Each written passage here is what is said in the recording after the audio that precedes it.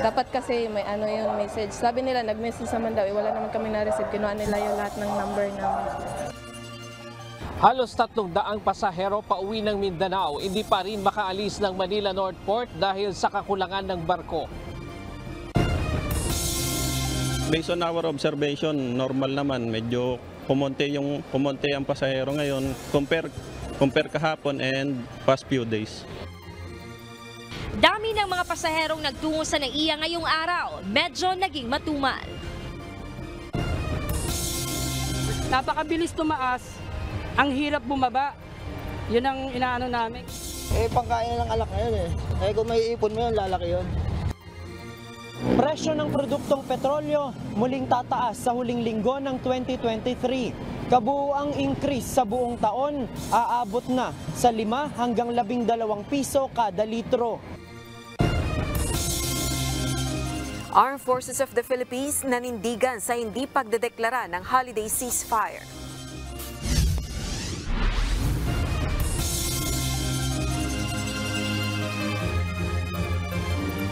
Magandang hapon Pilipinas at sa buong mundo. Una sa ating mga balita. Tuloy-tuloy ang pagdating ng mga pasahero sa Ninoy Aquino International Airport. Ngunit taliwas sa sitwasyon noong nakaraang linggo hanggang nitong weekend. Mas kakaunti na ang mga biyahero sa paliparan ngayong araw.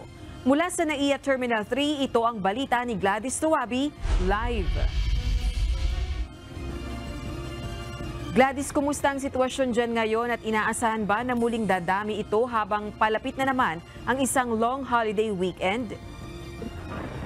Rose, simula kaninang umaga ay wala tayong napapansing mahabang pila ng mga pasahero dito sa NAIA Terminal 3 kumpara sa mga nakaraang araw. At ayon naman kay Police Major Prince Kenneth Palma, ang OIC ng NAIA Terminal 3 Airport Police Station, masasabing bumaba ang bilang ng mga pasahero o kumbaga bumabalik ulit na sa normal ang bilang ng mga pasahero compared to from December 22 hanggang December 24 na dagsa ang mga tao para bumiyahe. Isa sa mga nakikitang dahilan kung bakit matumal ang biyahe ngayong araw ay dahil mas mahal ang presyo ng airline ticket kumpara sa mga nagdaang araw. Ngunit gradual lang ang pagbaba ng bilang ng mga pasahero. So far, based on our observation, normal naman. Medyo pumonte ang pasahero ngayon compare kahapon and past few days. Mula sa 79,062 passengers noong December 22, naging 77,562 ito pagsapit ng December 23. At kahapon, pumalo na lamang sa 72,371 ang bilang ng mga pasahero sa NAIA Terminal 3. Maring attributed to habang lumalapit yung Kapaskuhan ay nagmamahal din yung mga ticket and yung iba ay nakapagsiuwian na sa kanilang mga paroronan. Wala namang naitalang anumang untoward incident ang mga pulis dito sa Terminal 3 maliban na lamang sa isang pasaherong iniasistihan nila na na-scam online sa kaniyang supposed booking flight. Kaya upang matulungan ay nagtulong-tulong ang mga pulis para maibuk ito ng panibagong flight schedule ngayong araw. Samantala, inihayag ng Manila International Airport Authority na umakyat sa 14.35% ang bilang ng mga pasahero dito sa NAIA mula December 1 hanggang December 24 kung saan nakapagtala ng 3,190,713. Ito ay kumpara sa 2,790,255 passengers noong nakaraang taon sa parehong panahon. Rosalie, gaya nga ng iyong tanong kanina, ayon kay Police Major Palma, inaasahang by tomorrow or tomorrow night, December 26, December 27, ay aasahan ang muling pagdami o pagdagsa ng mga pasahero upang umuwi at upang bumalik ulit sa kanilang mga trabaho. And from then on, aasahan ang tuloy-tuloy na pagdagsa ng mga pasahero hanggang January 5 to January 6. Yan muna ang ating update mula dito sa NAIA Terminal 3. Balik kayo, Rose. Gladys, ano yung worst case scenario na pinaghahandaan ng NAIA, ng pamunuan ng NAIA dyan sa, kasi ngayon na medyo maayos walang pila sa mga check-in counter. At so ano yung worst case scenario na pinaghahandaan ng pamunuan ng NAIA sa pagmuling pagdagsa ng mga pasahero pabalik dito sa Metro Manila? Rosalie, nang makausap natin si Police Major Palma, ang palagi niyang binibigyang emphasis ay ang mga salisik dahil nga sa pagdami ng mga tao. Kaya ang palagi niyang paalala sa mga pasahero ay huwag iwan ang kanilang mga gamit basta-basta and kung saan-saan. At the same time, kanina nga ay nagkaroon sila ng incident or nagkaroon sila ng isang pasahero na scam online sa pag-book ng kanyang flight. Kaya ang kanyang paalala sa mga pasahero, sa mga taong nagbabalak na bumiyahe this season ay i-check, i-verify yung mga nakakausap nila online. At the same time, mas maigi na sa official airline sila magbubook ng kanilang mga flight schedule. O Gladys, kanina nabanggit mo na 14.35% yung itinaas sa bilang ng mga ng foot traffic o ng pasahero dyan sa NAIA kumpara sa same period last year. Meron ba nabanggit kung anong dahilan sa bilang ng pagtaas ng mga pasahero dyan sa NAIA? Rose, gaya nga ng mga paulit na sinasabi ng NIA, ito ay dahil nga unti-unti nang bumabalik sa normal ang ating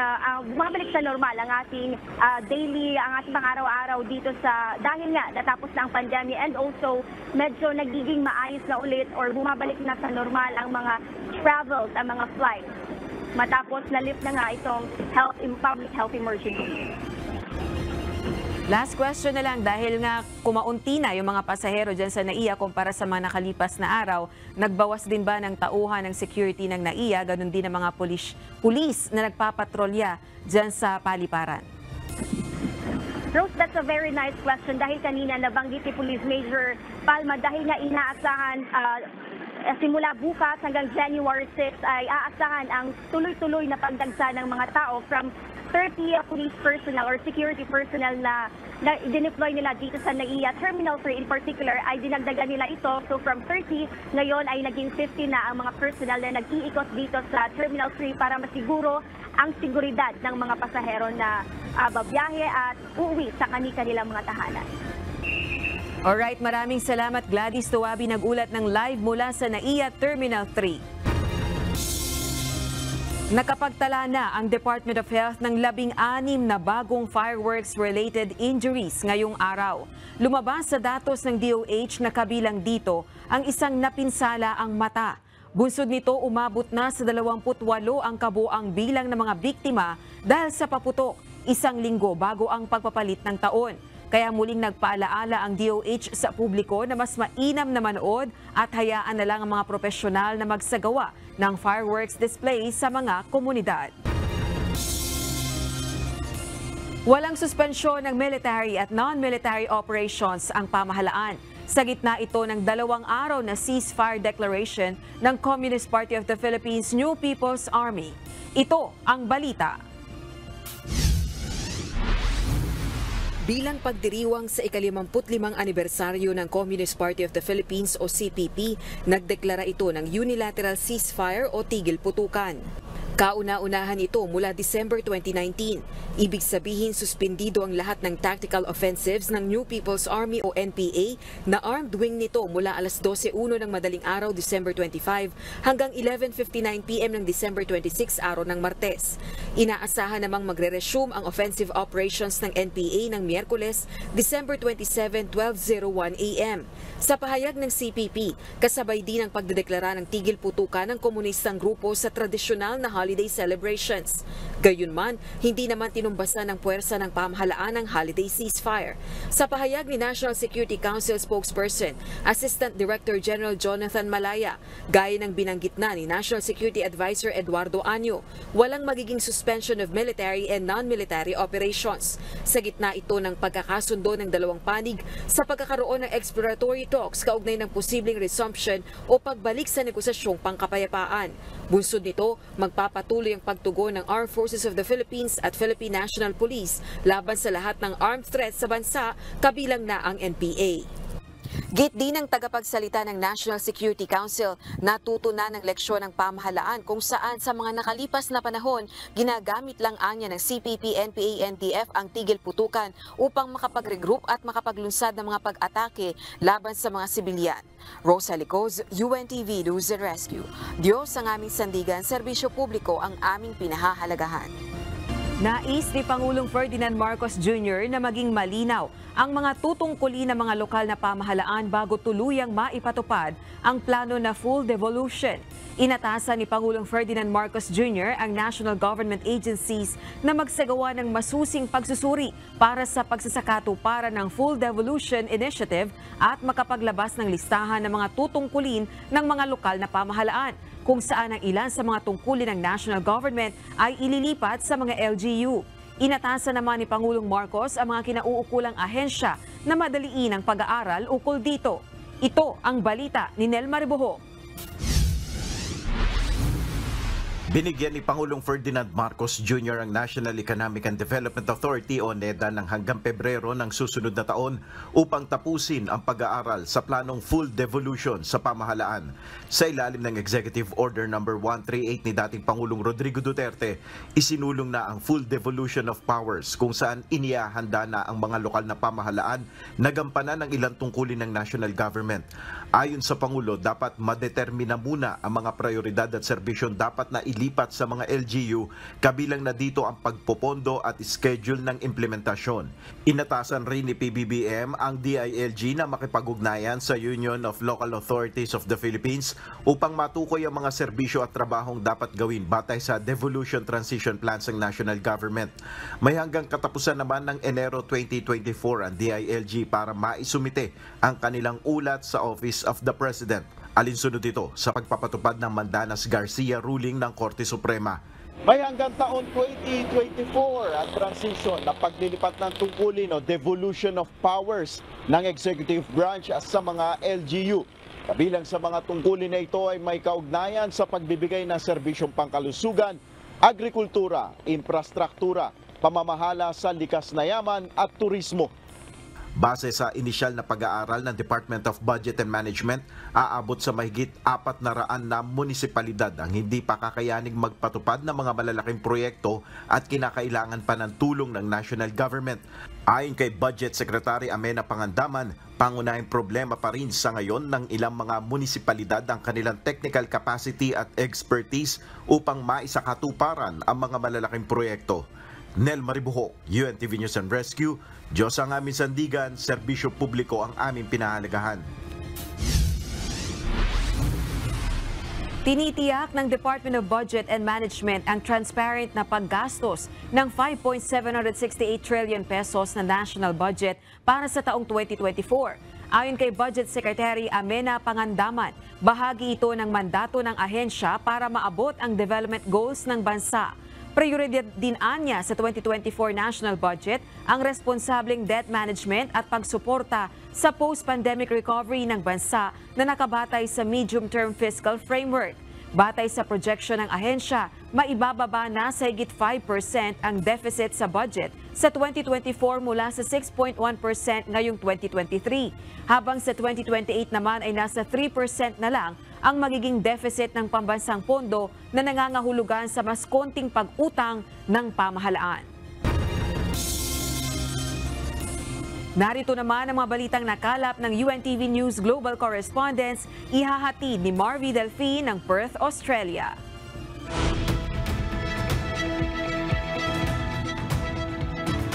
Marvy, bago mo ihatid ang mga balita na nakalap sa labas ng bansa o ng Pilipinas, dyan ba sa Australia talamak din ang mga kaso ng human trafficking?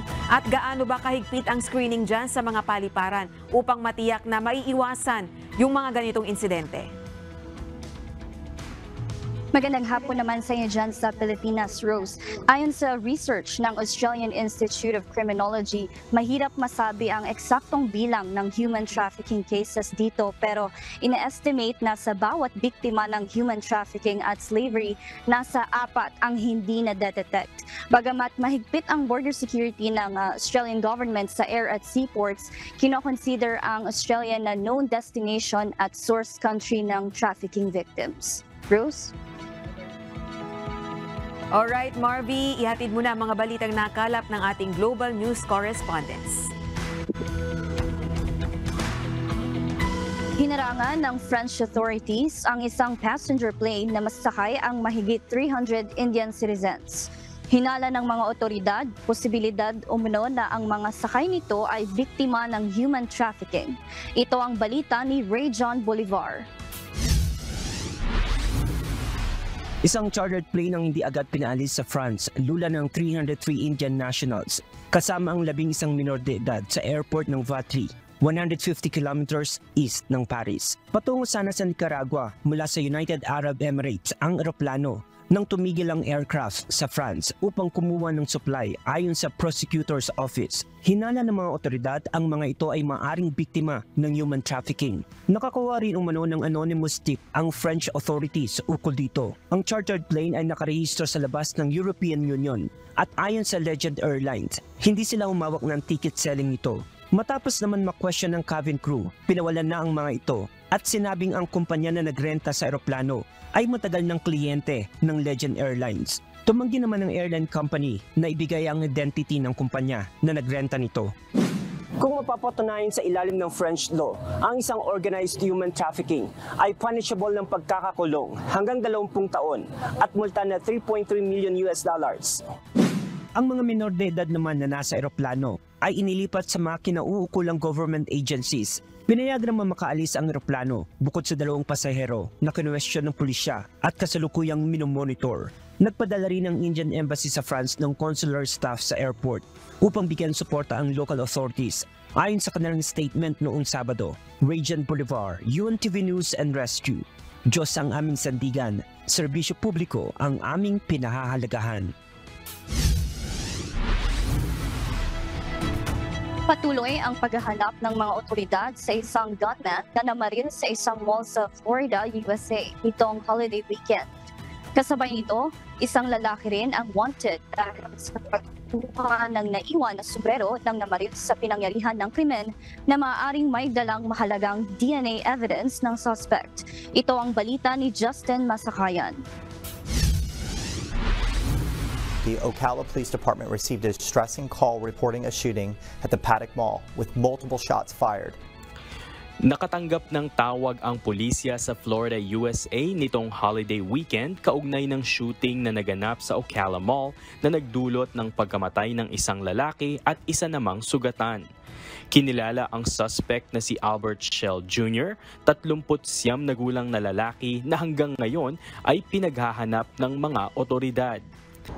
Pinatawan ito ng warrant of arrest sa mga kasong premeditated first-degree murder at attempted premeditated first-degree murder na may $5,000 reward sa makakapagsabi ng impormasyon patungkol dito ayon sa Ocala Police Department. Our focus now is on conducting a thorough investigation into this incident and apprehending the suspect. I assure you, we are working hard to bring justice to the victims. Pinaniniwalaan rin ng mga otoridad na isang act of violence ang nangyaring pamamaril. Natagpuan naman ng mga ito sa mall ang mga biktima at ang pinaniniwalaang baril na ginamit sa insidenteng ito. Kinilala rin ang 40 gulang na biktima na si David Nathaniel Barron ay natagpuang patay dahil sa isang gunshot wound at isang babaeng sugatan ng binti na dinala naman sa ospital. Samantala, isang lalaki rin ang hinahanap ng Ocala Police dahil sa pakikialam sa mahalagang ebidensya sa pamamagitan ng pagkuha ng pulang sombrero ng bumaril mula sa pinangyarihan ng krimen sa Paddock Mall na maaaring naglalaman ng mahalagang DNA evidence nito. Justin Masakayan, UNTV News and Rescue. Diyos ang aming sandigan, serbisyo publiko ang aming pinahahalagahan.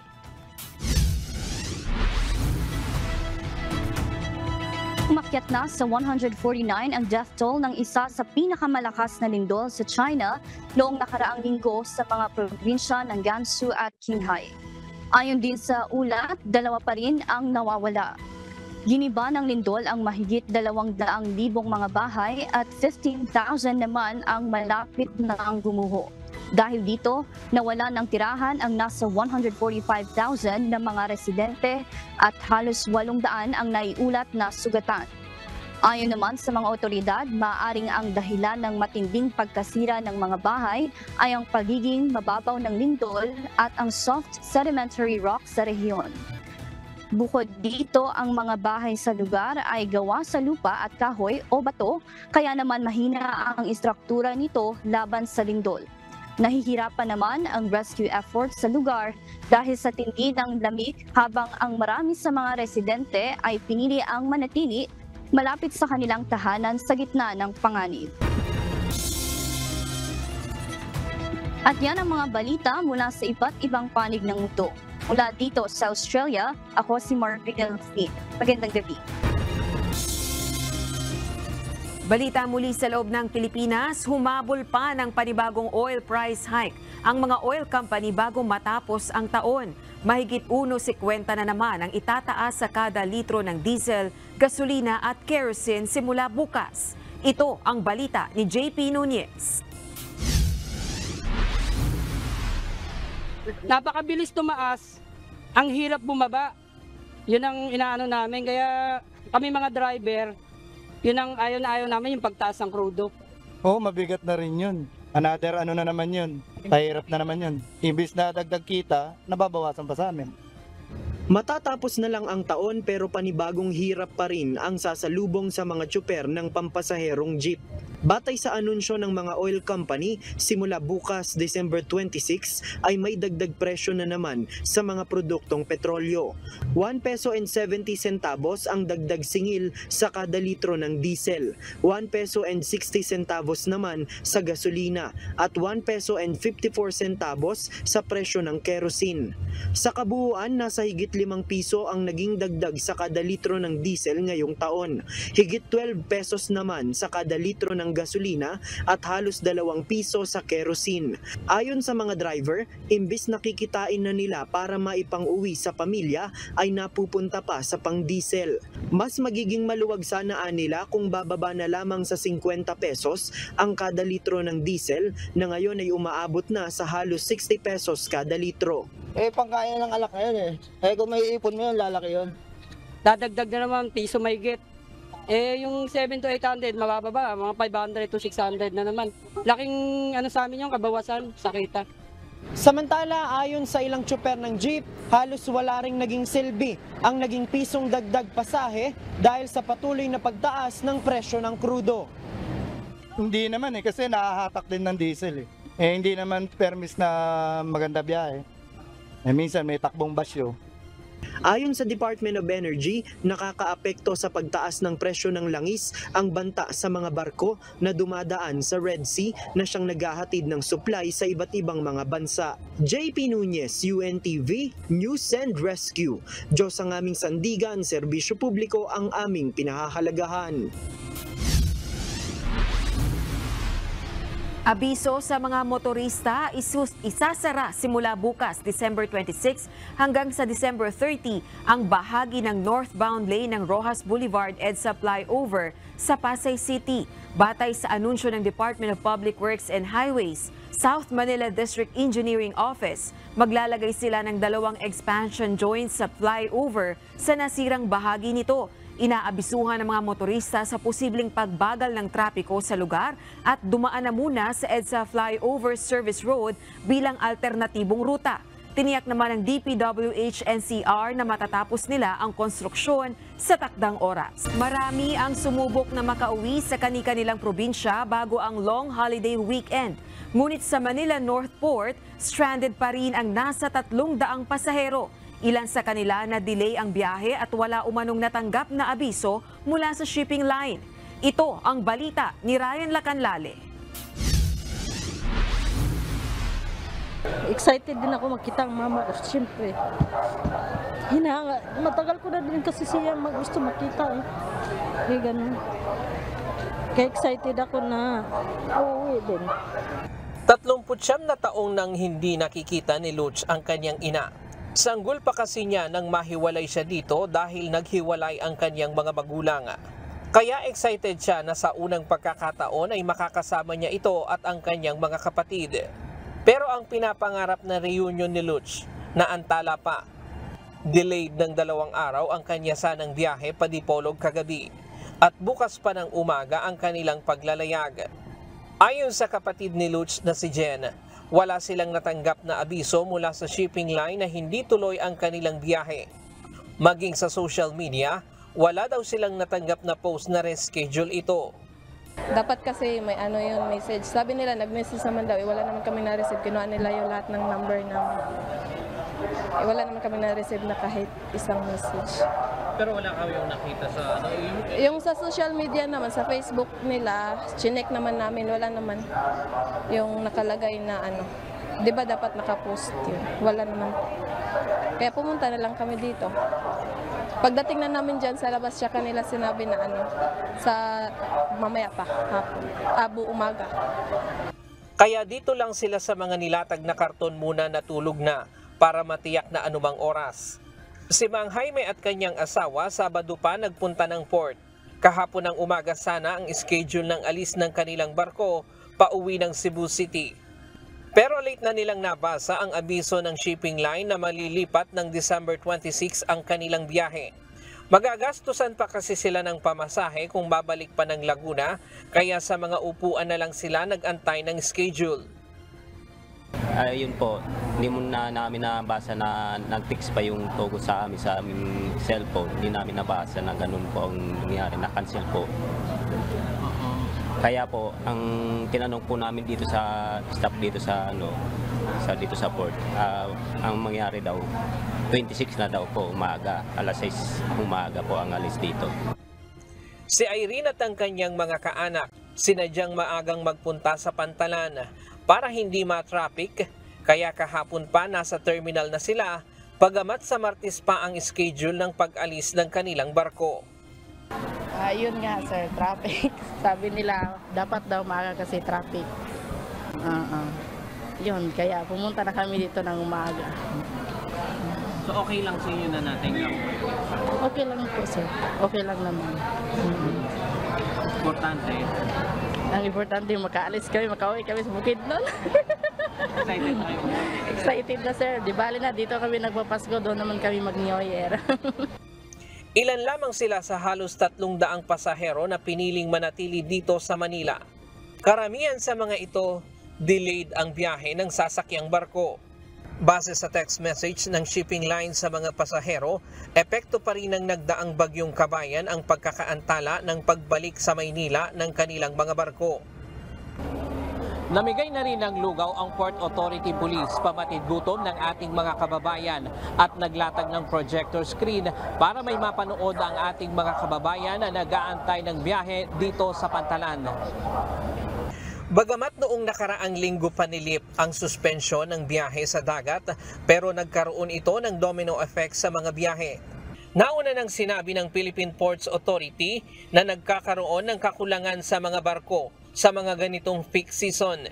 Walang naka-schedule na biyahe ngayong araw dito sa Manila North Port Passenger Terminal, pero mayroong 4 na barko na dumating ngayon galing ng Cebu, Cagayan, Iloilo, Bacolod, Cebu, Osamis at Coron, Puerto Princesa. Bukas inaasahang tuloy na ang pag-alis ng 3 barko papuntang Cebu, Cagayan, Dumaguete, Dipolog, Zamboanga at Cagayan, Tagbilaran.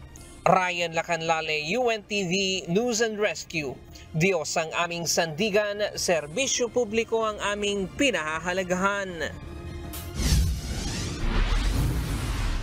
Pambansang pasyala ng mga Pilipino ang Luneta. At tuwing holiday season, talaga namang marami ang dumarayo dito para sa kanilang bonding moments. Mula sa Maynila, ito ang balita ni Harry Ilagan, live. Harry, marami bang taong namamasyal ngayon dyan sa Luneta? Rosalie, kanina pang hapon ay nagpunta tayo dito sa Luneta Park upang alamin nga ang dagtao yung bugto ng mga taong mamamasyal dito. At ayon sa pamunuan ng Luneta Park, aabot sa 100,000 ang mamamasyal ngayong gabi.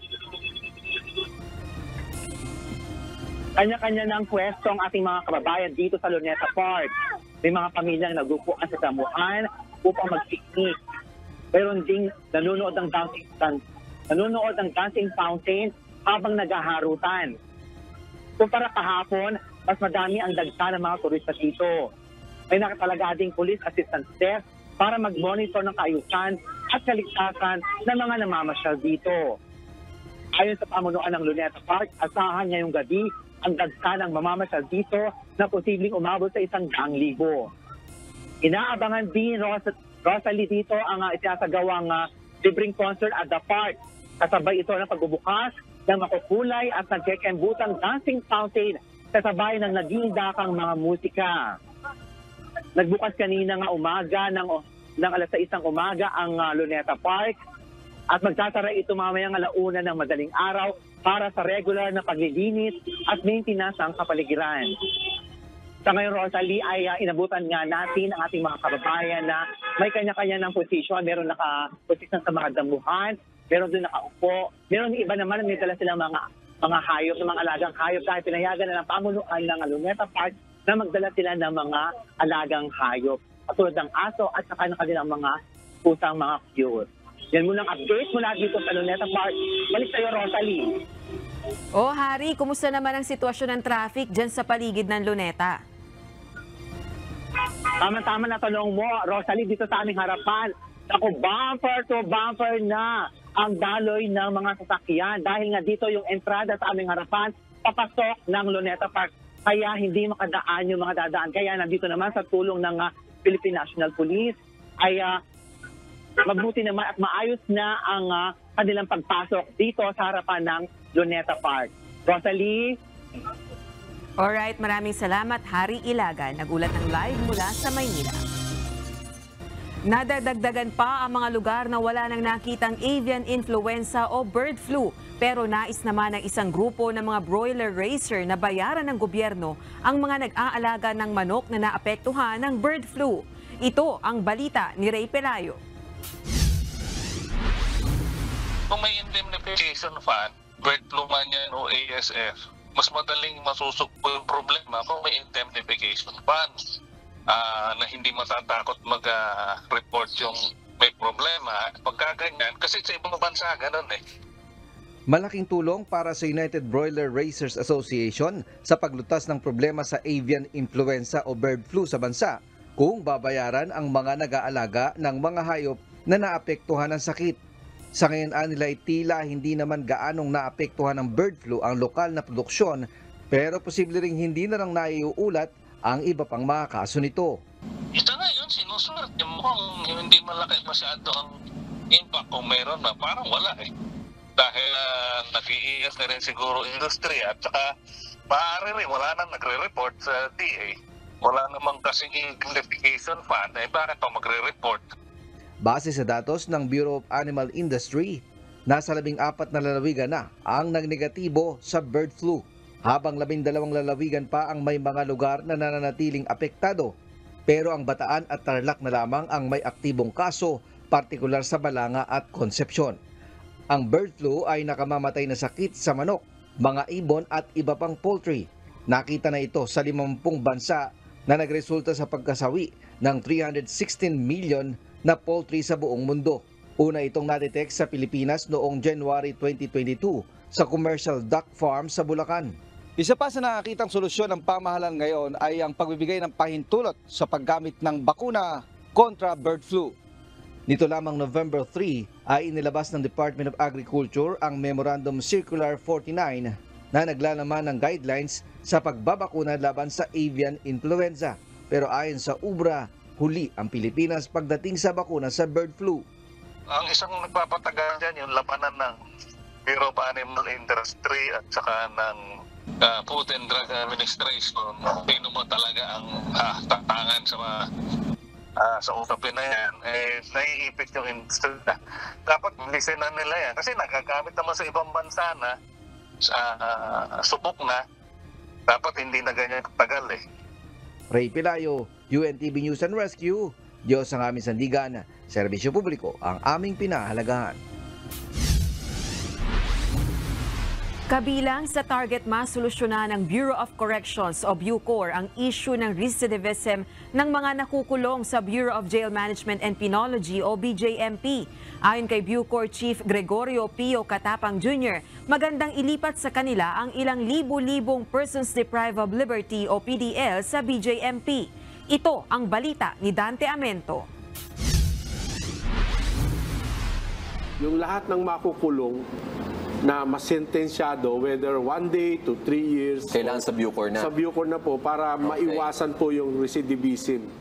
Kabilang sa nakitang problema sa Persons Deprived of Liberty o PDLs mula sa Bureau of Jail Management and Penology o BJMP ay paggawa muli ng krimen pagkalabas ng bilangguan. Ito ang tinatawag na recidivism. Bunsod ito ng kawalan ng correctional program. Kaya naman ayon kay Bureau of Corrections Director General Gregorio Pio Katapang Jr., para mabigyan ng solusyon ang ganitong problema, plano ng kawanihan na ang mga may sentensyang 3 taon pababa na nasa BJMP ay ilipat na sa BUCOR. Paliwanag nito na kailangan ng rehabilitasyon ang mga preso, kaya dapat ito ay nasa BUCOR. Napag-usapan din doon na kung hindi naman malakas ang ebidensya, huwag nang kasuhan. Kasi imagine 111,000 na tinatry yan na hindi naman sigurado kung guilty pa sila. Aabotan niya ito sa ngayon ng halos 13,000. Nahatulan ang mga ito sa mas mababang krimen. Subalit kung hindi sila maitutuwid ay may posibilidad na gagawa uli sila ng paglabag sa batas pagkalabas ng piitan. Yung nakukulong ulit dahil hindi sila nagkaroon ng proper reformation and proper turnover back to society.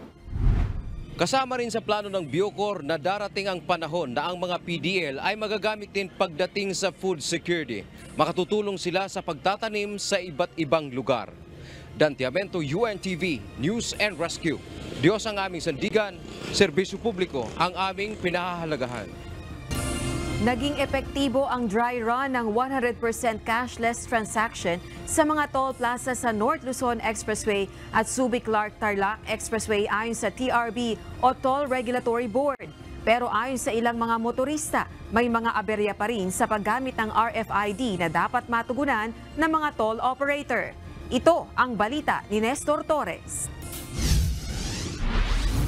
Umaabot dati 70%, 30% ang rate ng RFID at ang cash and concern network. Subalit nang magsimula po tayong magpatupad ng tinatawag natin contactless drive, umabot na po between 80 to 85% ang ating pong ratio ngayon. 5 buwan na ang nakalipas mula nang ipatupad ng NLEX Management at ng Toll Regulatory Board ang dry run ng RFID 100% cashless transaction sa mga toll plaza ng NLEX at SCTEX. Ayon kay Julius Corpus, spokesperson ng Toll Regulatory Board o TRB, mula sa dating 70% nitong July, ngayon ay nasa 80 hanggang 85% na ang bilang ng mga motoristang nagpakabit ng RFID. Ibig sabihin, epektibo ang RFID transaction kaysa sa cash transaction sa mga motorista para maiwasan talaga ang matagal na pagpila sa mga toll lanes. Marami na po sa ating mga motorista ang nakita nila siguro mas maganda nga naman na tayo ay may RFID kaysa sa patuloy na nagbabayad ng cash. Pagkat sa cash po, inaabot ng 20 to 25 seconds sa transaction ninyo sa toll plaza. Samantalang kung naka-RFID po kayo, ay 4 to 6 seconds lamang makaka-enter or exit na po kayo sa ating toll plaza.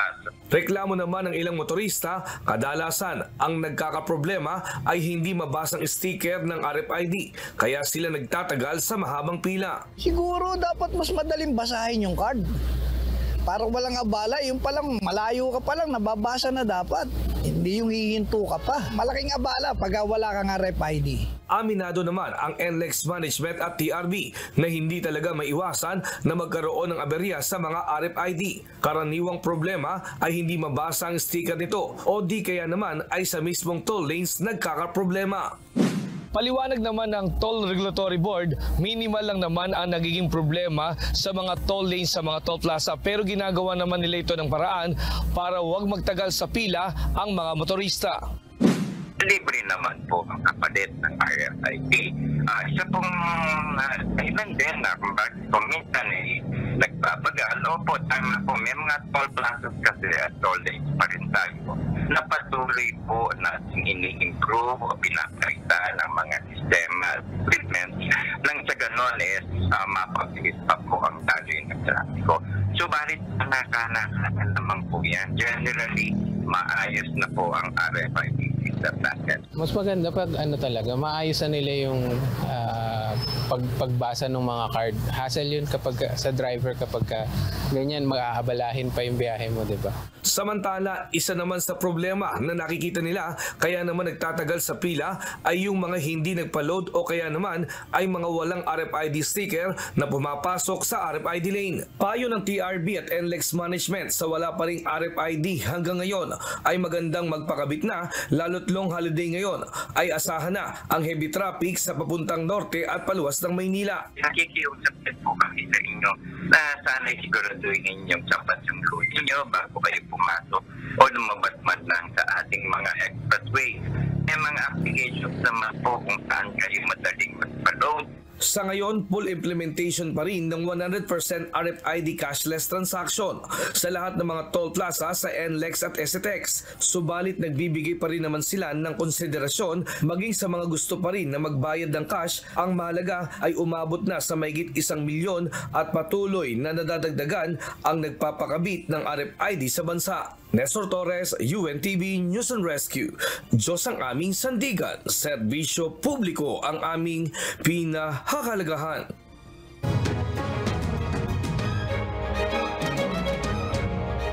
Naitala ang kauna-unahang firecracker-related incident sa Baguio City. Maigting naman ang pagmomonitor ng mga otoridad sa iligal na nagbebenta ng paputok. Ito ang balita ni Grace Flores, live. Grace, ano ba ang mga hakbang ng lokal na pamahalaan para masigurong ligtas ang mga tao sa paputok? Regular ba ang inspeksyon o crackdown sa mga illegal na paputok at mayroon din bang itinalagang firecracker zones dyan sa Baguio City? Yes, Rosalie, magandang gabi. Dito nga sa Baguio City ay total ban ang paputok, kaya naman mahigpit pa rin ang monitor ng lokal na pamahalaan sa mga nagbebenta ng mga paputok dito sa Baguio City. At Rosalie, dito sa Baguio City ay inaantay natin ang pagpapalit ng taon kung saan doon lang makakapanood yung ating mga kababayan ng fireworks display para makaiwas nga sa mga paputok o madisgrasya yung ating mga kababayan dito sa Baguio City. Isang 13 taong gulang na lalaking residente ng Lourdes Subdivision Extension ang kauna-unang biktima ng paputok ngayong buwan ng Disyembre. Naganap ito December 21, nasugat ang kanyang daliri dahil sa pagpapaputok ng pikulo. Pumunta sila sa kanyang tatay sa ospital pero agad din umano silang umalis, kaya apila ng City Health Service Office na sila ay bumalik para magpagamot para maiwasang ma-inspeksyon o ma-impeksyon ang sugat.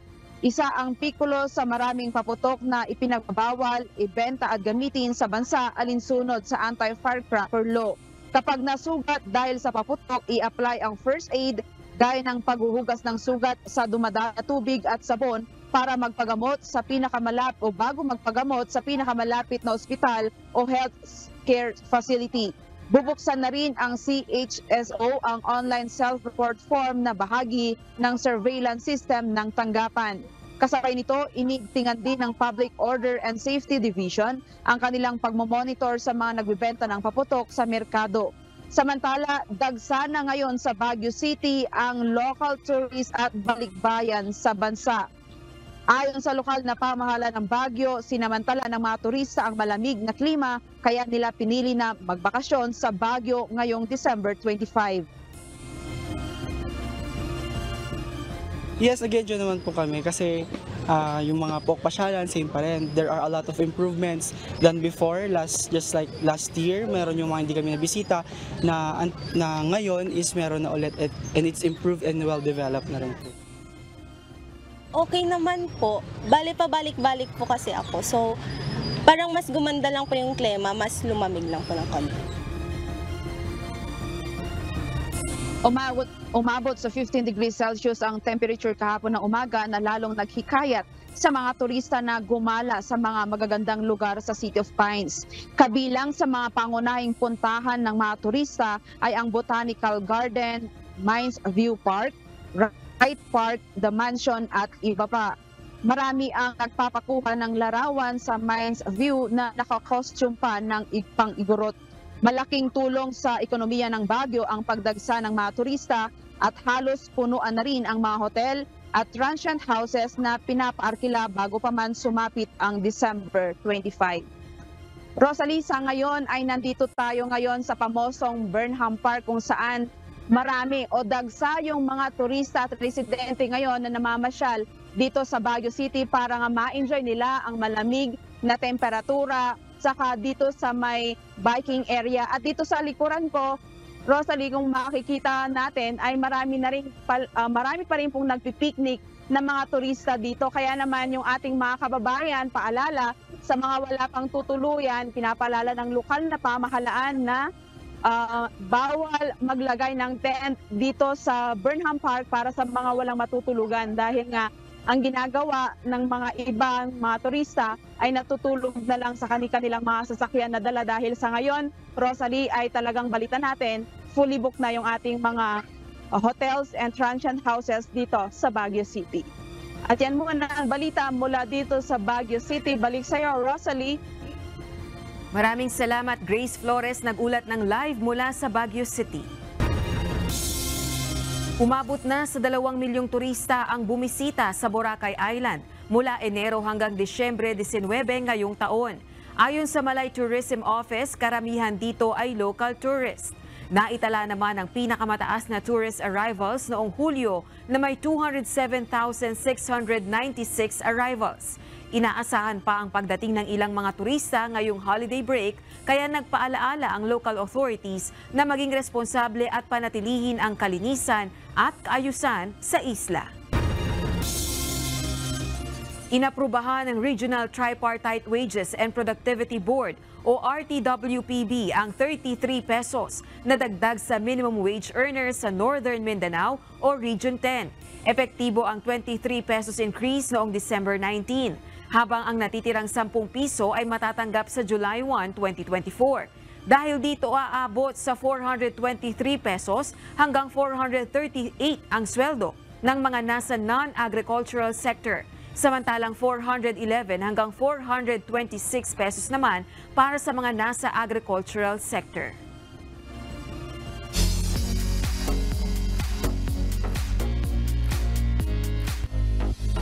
Nagbukas ng sarili niyang kumpanya ang Blackpink member na si Jennie Kim. Ang kanyang established-owned company na tinawag nitong OA o Odd Atelier ang mga ngasiwa sa kanyang solo journey. Sa kanyang social media post, nagpasalamat ang Blackpink member sa pagmamahal na ibinigay sa kanya ng fans. Excited na rin anya siya sa kanyang solo projects sa susunod na taon. Kasabay nito ay nakiusap siya sa Blinks ng patuloy na suportahan ang Blackpink. Ibang balita ito. Hindi lang isa, kundi 2 matres meron ng isang babae sa Alabama, USA. Ang kondisyong ito na kung tawagin ay decavitary pregnancy ay isang rare congenital anomaly kung saan 1 in a million lang ang chance na mangyari. At ngayong taon, nagdalang tao si Kelsey Hatcher kung saan kapwa nabuo at nabuhay ang 2 fetus sa magkahiwalay na matres. Nitong December 19, ipinanganak ni Kelsey ang baby number 1 via normal delivery, habang ang baby number 2 ay isinilang niya 10 hours later o December 20 sa pamamagitan ng cesarean section. Ayon sa mga doktor, technically ay matatawag na kambal ang 2 sanggol bagamat magkahiwalay ang petsa ng kanilang kapanganakan o birthday.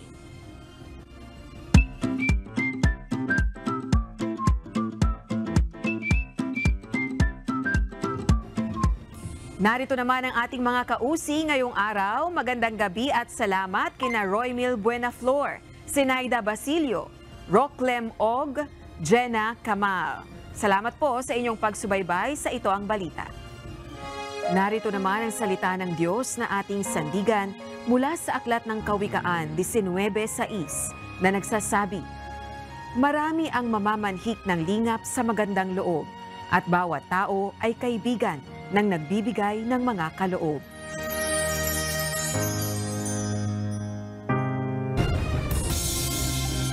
At yan ang naging kabuuan ng ating balitaan ngayong gabi. Aming inilahad ng buong katapatan kung paano namin nasaksihan. Kayo makapagtitiwala ng aming nakita at narinig ang aming ibinabalita. At dito sa UNTV, Diyos ang aming sandigan. Serbisyo publiko ang aming pinahahalagahan. Magandang gabi.